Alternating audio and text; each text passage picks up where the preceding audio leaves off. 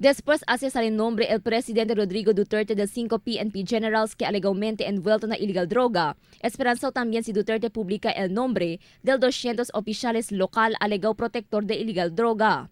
Mga opisyales lokal que te incluye el cuantos del mga mayor, gobernador, kongresista y otros pa.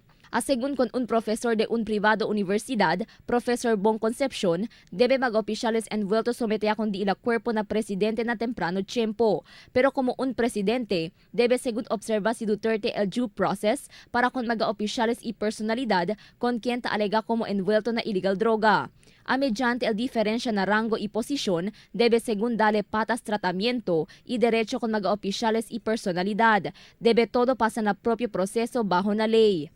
Well, there are advantages and disadvantages. I think for the local officials concerned, I think it's high time for them to do their job, and if they're involved in all of these nefarious activities, I think they should reform and probably submit themselves to the president.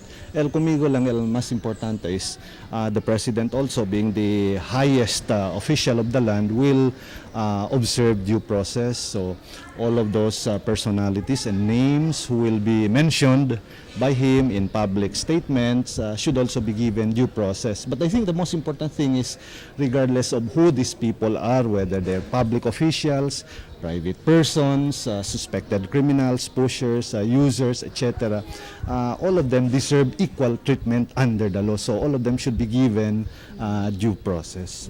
Según con Professor Concepcion, na akto del presidente para publicar nombre de mga opisyales, el destroza con el imahe del mga opisyales na publiko, siendo el dalia idea o conclusión na publiko acerca de la participación na proliferación del droga na entero país. Debe según seguir na legal proceso y debe también presentar evidencia el presidente.